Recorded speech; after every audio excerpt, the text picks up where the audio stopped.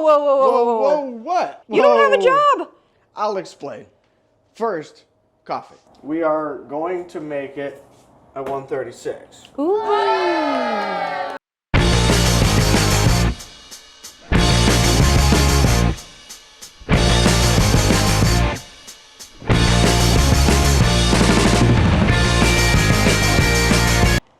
Good morning, y'all. It should be an absolute crime to not be outside today. It's like just under 70 degrees here in Florida. We have to take advantage of this time because it'll be super ridiculously hot before we know it. It gets super humid. I can't find my husband though, so I think I'm gonna head out to the garage and figure out what trouble he's getting into. Let's go see what he's up to. Hey, babe, are you out here? I am. Yep. It's really nice outside. I want to take advantage of this and go for a ride. Where you at? Yeah, absolutely. Let's get out of here. Whoa, What? What is all this stuff? You don't have a job. Hold on. What? I'll explain. First, coffee.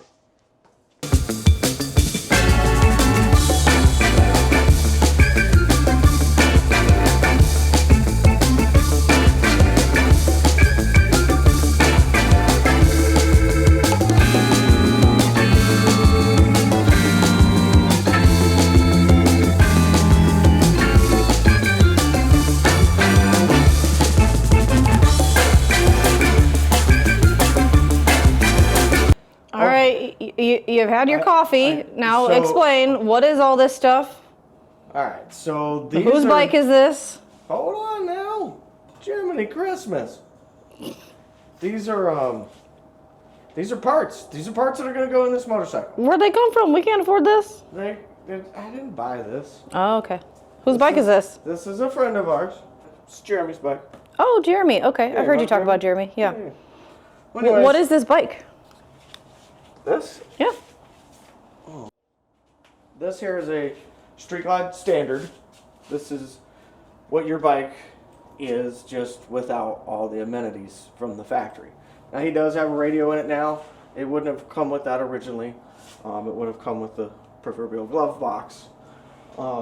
It's a 107 standard. You can see he's already got an HPI throttle body. He's already got some stuff done. It's still a 107. We are going to make it a 136. Ooh. So he asked what all this stuff was. I don't even know because I haven't opened everything yet. But we got the flywheel. We've got some heads. We've got some overhead oil lines. We're going to put some new oil lines on, some colored oil lines. We've got a Baker's side cover. We've got an alloy art. Check out this little cam cover. Look at that guy. Ooh. Yeah, new cam cover with the oil line fitting. So we got a bunch of exciting things to do. And again, I haven't broken out all these boxes yet, so I don't even know. But there you go. Wow, that sounds like a lot of stuff. That's exciting. Yes. All right, well, Jeremy, I'm sorry. I'm going to put you on hold because it's really nice out, so we're going to go ride first, and then he can work on your bike.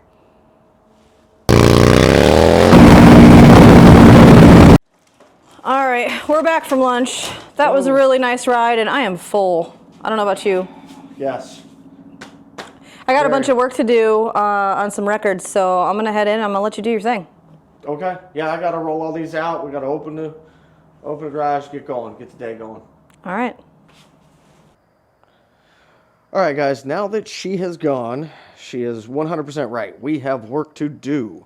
Let's get into the parts and pieces that we're going to be using, what we're starting with, and where we're going to finish, because that's kind of what we're after here, isn't it, guys? All right, guys, so we have a bunch of parts and pieces here.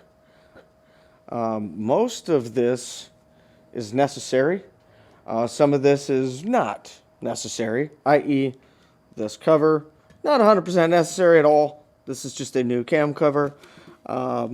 New clutch release cover, not necessary, but man, isn't that thing cool? One of my favorites. We've got a Guardian top end kit roller rockers. We've got roller rockers, new rocker arm, shafts and the stud kit. Sorry, I'm reading and talking at the same time. We're kind of going through this together, guys. We got some studs, some new head bolts, I mean. It looks like we're going to use solid push rods. We're going to use an Star Racing F35A cam. We've got a Recluse billet basket. We've got a Recluse clutch plate kit, Dark Horse compensator, Curly's brand oil lines. We're going to put in some S&S breathers. These are billet breathers, cleanable, updatable. What else we have? We got some cooling jets, S&S cooling jets. And in here we have the thing that makes it all work. To break this down for you guys, this is a 4 5/8 stroke flywheel. What's in here is a 4 3/8 stroke flywheel. So we're going to gain some stroke.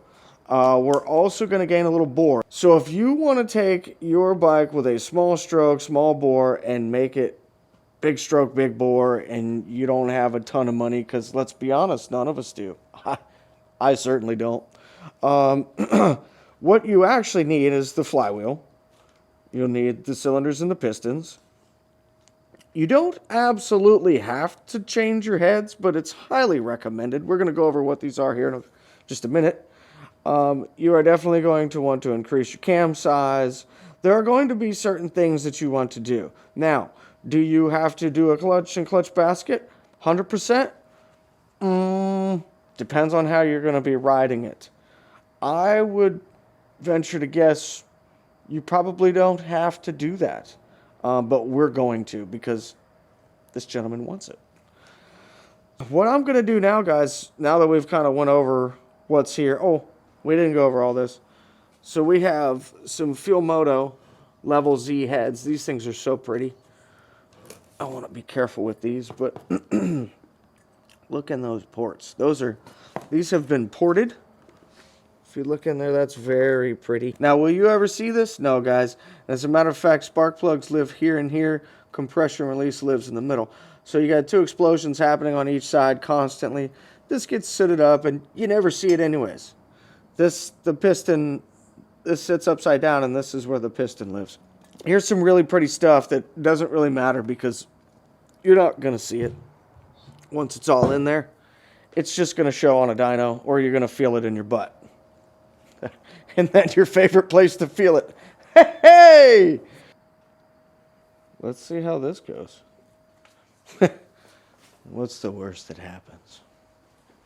We fail. Yep.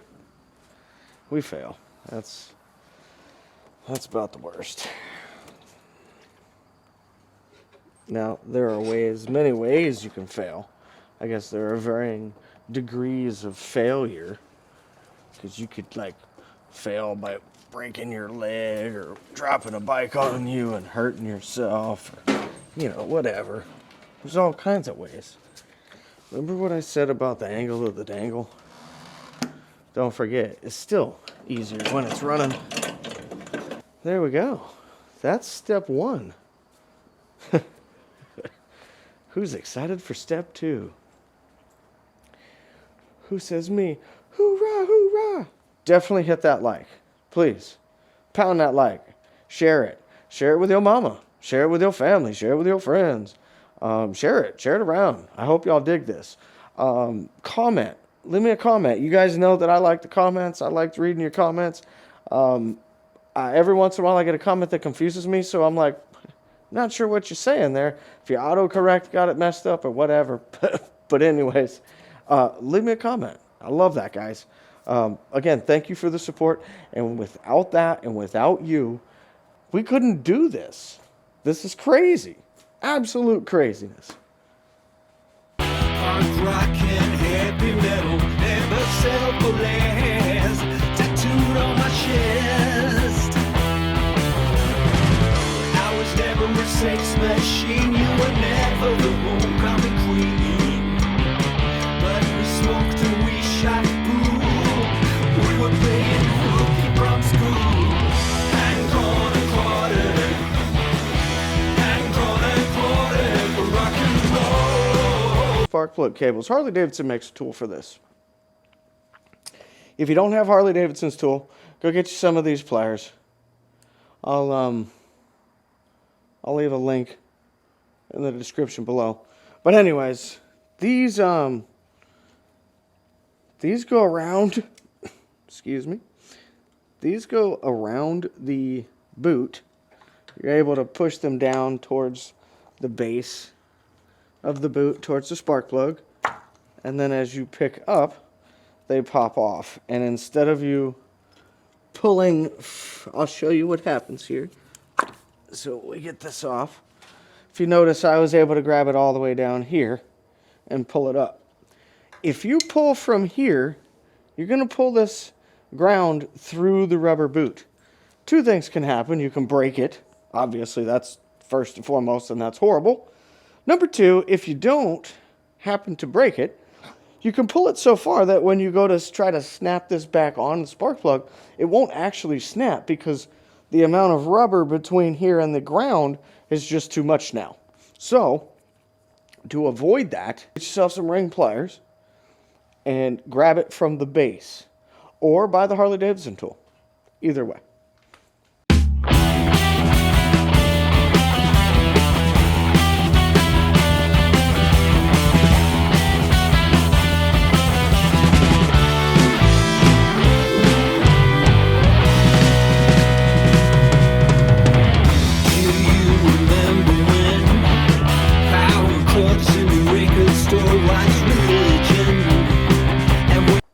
Knock sensors, they're going to be,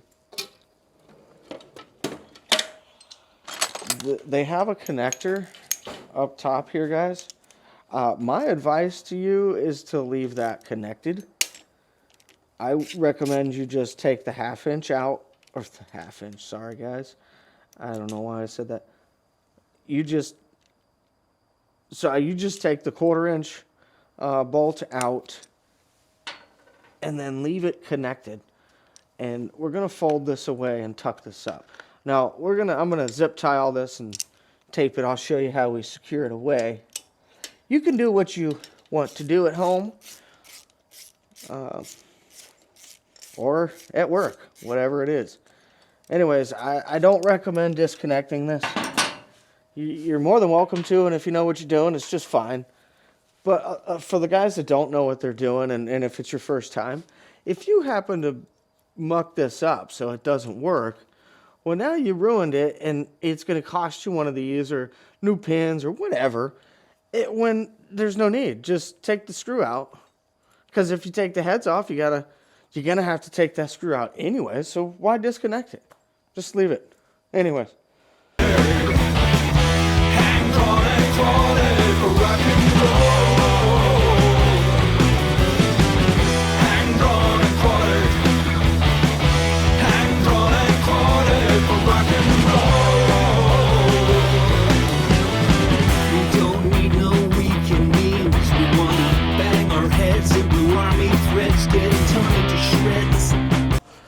What's up, guys? Welcome back.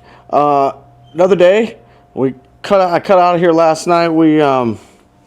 Looks like my tape came undone. Nothing new there. Anyways, remember what I said last night? We want to get everything off the engine.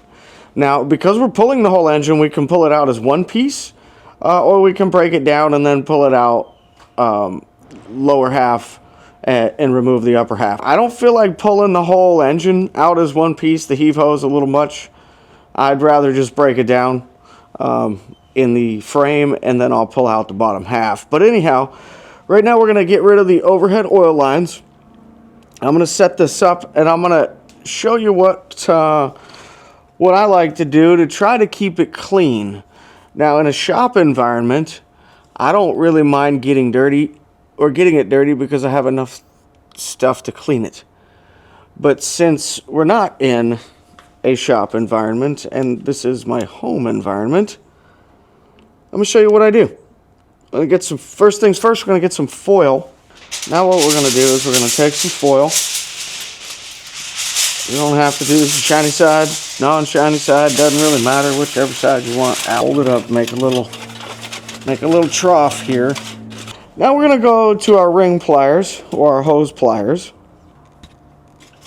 Whatever size this is. I'm going to work this back and forth carefully. You definitely don't want to cut it. And that is something that can happen, or you can mar it up if you're not careful. Yeah. Kind of hear what happens once it breaks free.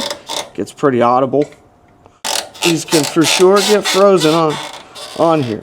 Once we get this broken off, as I said, we've got our little trough here. Just going to let that oil fall in there. If you were so inclined, you could poke a hole in the bottom and let it drain out wherever you want. But I'm not so inclined.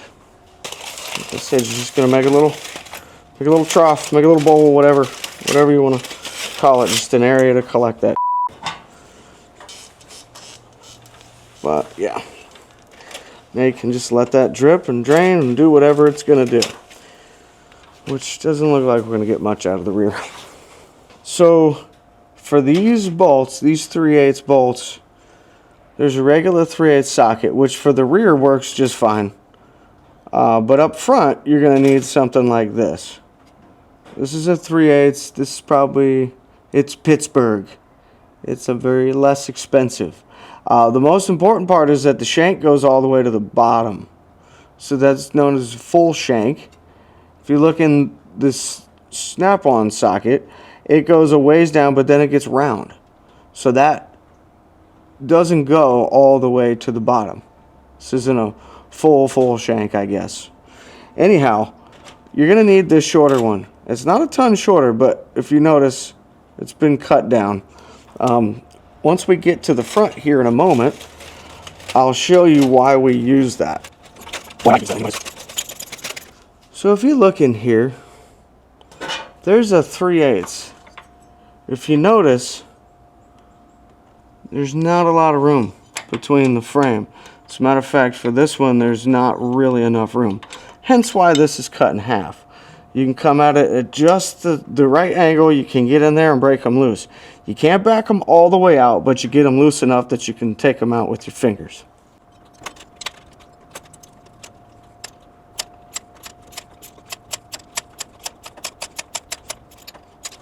I said you're not going to be able to back these bolts all the way out, which if you notice, I couldn't get them all the way out. But they're out far enough now that I can get a wrench on them. So I grab my speed wrench, and then I'm going to go ahead and back those out the rest of the way by hand. Alright guys, so now we're going to remove the overhead oil line. Sorry you guys are so far away and you're going to have to look over my shoulder.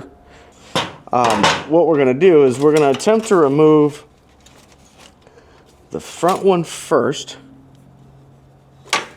Now honestly, you can go rear first, you can go front first, whatever floats your boat and whatever works for you, the guy doing it. So if you notice, I removed the front and now the rear is just going to roll right out of there. Now be aware guys that this will drip oil. You will have oil all over your floor like I just did. Super jolly grand and wonderful. Ugh. So anyways, after you're done cleaning up your oil mess, make sure you have somewhere to transfer that oil line rather quickly, because as I just stated and you got to watch, it will drip oil. Bring you in here for just a second. We're just going to do a walk around real quick. If you notice, now what we're going to do is we're going to start taking the top end off. We're going to break it down to here. Let me get the cylinders off, get the pistons out of the way.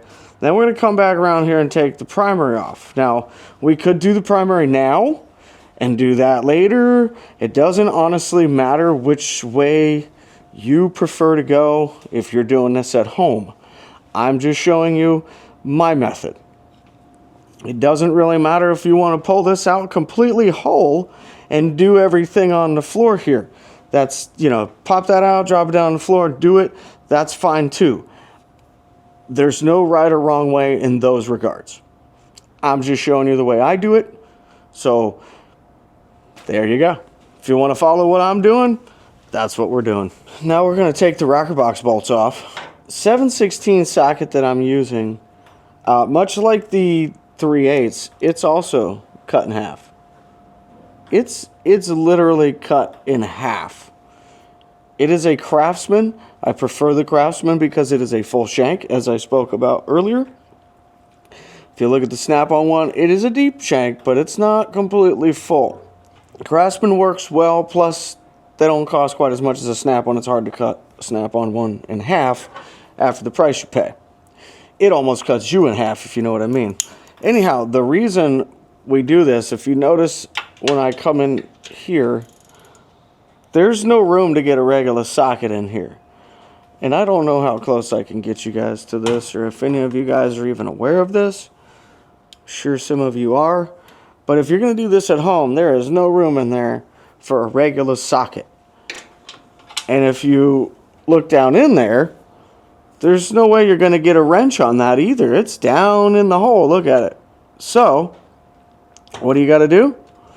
You're going to get your 7/16 socket. You're going to cut it in half. And then you're going to come in from the side like this. You're going to get on there. And you're not going to be able to take it out. You're going to be able to loosen it though. And you're going to go as far as you can go. So this is why you want that socket as short as possible. And you really want a shallow, you want a shallow depth ratchet head. So I have room. We're going to keep going. But if you notice, I won't be able to back it all the way out. I'll probably get pretty close. But if we were using an uncut socket, you wouldn't even be able to get in there. You might get in there and back it out 2 turns and then you're stuck.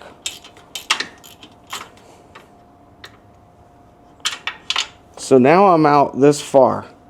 I don't know if you guys can see this, but we've been able to back that screw out that far. So now I can access it with my speed wrench and back it out.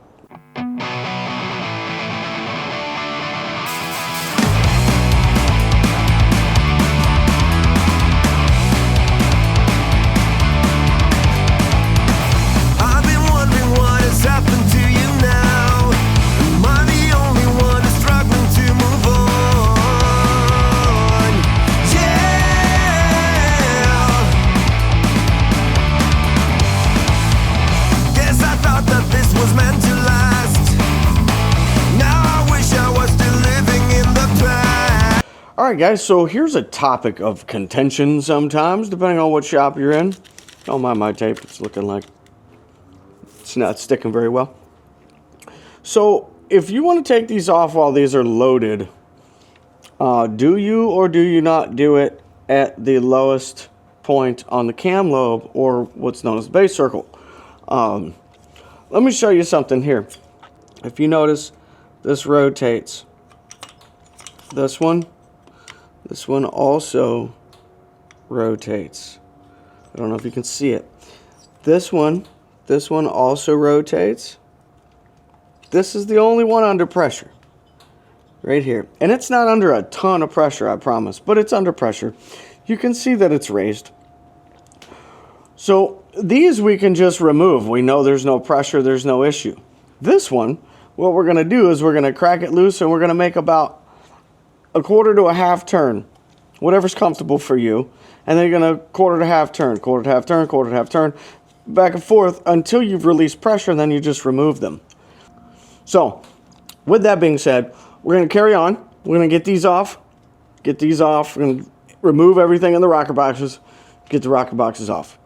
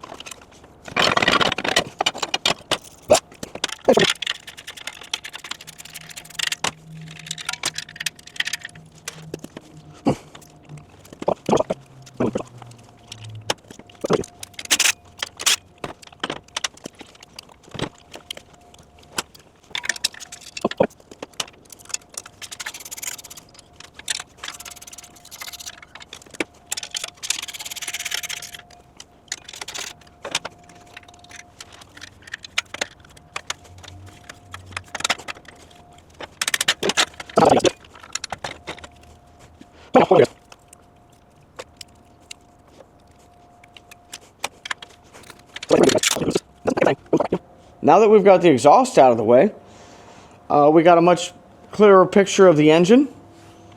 I think, for sake of you guys, I think we're going to go on the other side and get the primary off so that we can kind of see the engine all together, and then we'll see it as a long block anyways, and then we'll take it apart.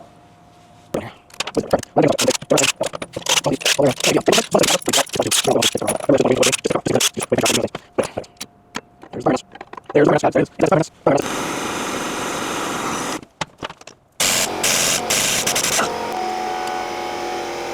to get it so hot that the end got liquefied. Yes, that bolt is hot.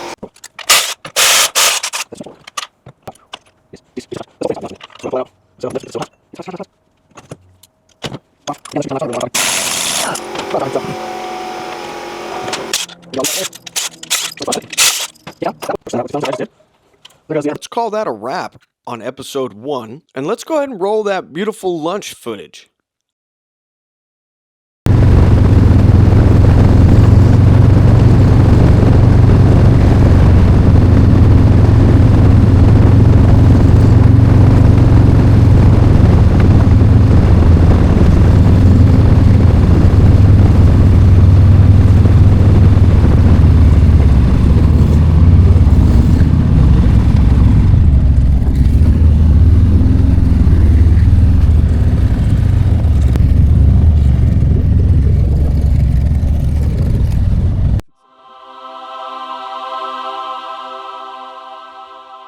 All right, babe, we're here for lunch at JB Boondocks in Howie in the Hills.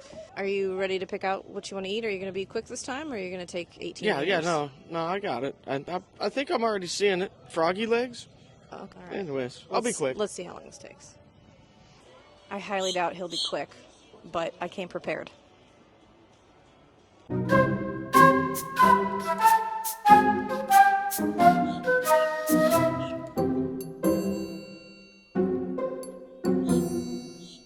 Hey babe, I think I'm ready. It's been 84 years. Steamed clams. We both got the seafood platter.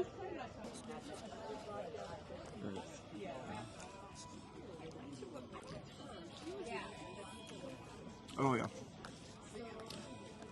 Nice and zingy. Tart. As key lime pie should be. Yep. Amazing. It's good.